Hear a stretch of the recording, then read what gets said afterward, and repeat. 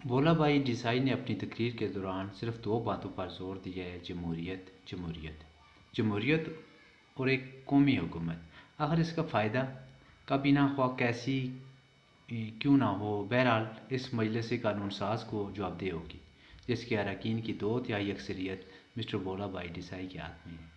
میرے نزدیک تو وہ شخص قابل رحم ہے جو اس کابینہ میں شامل ہوگا، لیکن جو کانگریس کے احکام اور ہدایت پر عمل نہ کرنے کی جسارت کرے گا۔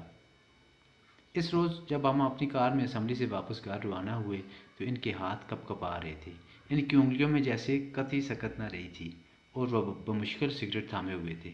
گھر پہنچتے ہی وہ سیدھے بستر پر ڈھیر ہو گئے۔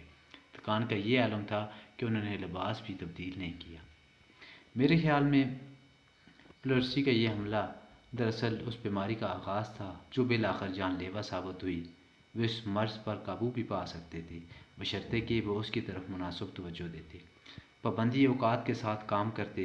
اگر وہ برصغیر کا دورہ کرتے ہوئے مسلسل آندھی اور بارش میں باہر نہ نکلتے، بہرحال اس کے بعد وہ ہمیشہ کے لیے نزلے سے الرجک ہو گئے۔ اگر کبھی انہیں معمولی سا بھی زکام ہو جاتا تو پھر وہ بڑھ کر جلد ہی بخار اور کھانسی میں تبدیل ہو جاتا، اور وہ کئی دن تک کرب و تکلیف میں مبتلا رہتے۔ چند ماہ بعد، بلکہ یوں کہیے کہ اپریل 1941 کا واقعہ ہے کہ ہم بمبئی سے مدارس جا رہے تھے، جہاں انہیں آل انڈیا مسلم لیگ کے مدارس سیشن کی صدارت کرنی تھی۔ ابھی ہماری ٹرین مدراس سے چند گھنٹوں کی مسافت پر تھی کہ وہ اپنی نشست سے اٹھ کر ٹوائلٹ کی طرف بڑھے۔ وہ چند قدم ہی چلے تھے کہ اچانک لڑکھڑا کر ٹرین کے چوبی فرش پر ڈھیر ہو گئے۔ میں پریشانی کے عالم میں لپک کر ان کے پاس پہنچی۔ جن کیا بات ہے؟ میں نے دریافت کیا۔ انہوں نے مسکرا کر میری طرف دیکھا، پھر بڑی پھیکی مسکراہٹ، یہ بہت پھیکی مسکراہٹ تھی۔ پھر انہوں نے زیر لب کہا، میں بہت کمزوری محسوس کر رہا ہوں، بے حد نکات۔ یہ کہتے ہوئے انہوں نے میرے شانے پر اپنا ہاتھ رکھا، میرا سہارا لے کر اٹھے اور لڑکھڑاتے ہوئے اپنی برتھ کی طرف بڑھے۔ خوش قسمتی سے چند منٹ بعد ہی ٹرین ایک بڑے جنکشن پر جا کر ٹھہری۔ پلیٹ فارم پر ہزاروں پرجوش مسلم لیگی اپنے رہنما کے منتظر تھے اور قائد اعظم زندہ باد کے فلک شگاف نعرے لگا رہے تھے۔ میں نے کمپارٹمنٹ کا دروازہ ذرا سا کھولا اور چیخ کر کہا، شور نہ مچاؤ، قائد بستر پر دراز ہیں، انہیں سخت بخار ہے اور تھکن ہے، دوڑ کر ڈاکٹر کو لاؤ۔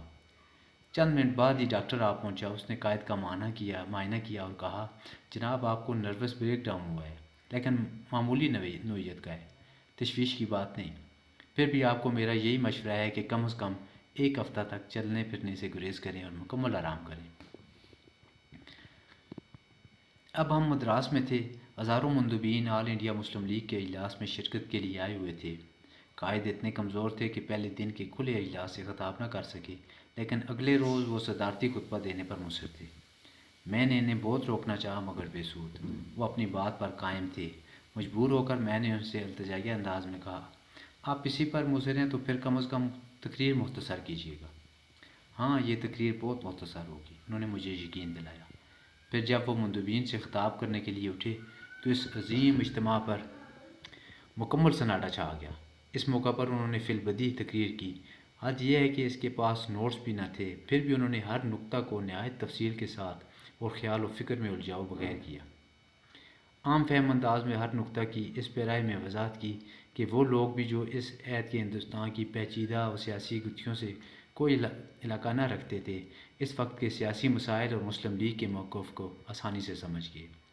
اس موقع پر وہ ایک ایسے رہنما کے انداز و آہنگ میں محو کلام تھے جو نہ صرف اپنے ذہن ہی سے بلکہ اپنے پیروکاروں کے جذبات و احساسات سے بھی کم آگاہ ہو۔ اگرچہ انہوں نے مجھ سے مختصر تقریر کرنے کا وعدہ کیا تھا، لیکن ان کی یہ تقریر ہرگز بھی مختصر نہ تھی۔ وہ 2 گھنٹے تک عظیم الشان اجتماع سے مخاطب رہے۔ یہ وہ رہنما تھے جو اپنی بیماری کی پرواہ نہ کرتے ہوئے بستر علالت سے اٹھ کر اپنے عوام کے درمیان آیا تھا۔ پھر اس نے نہایت جرأت کے ساتھ اسلامیان ہند کی منزل کی نشاندہی کی تھی۔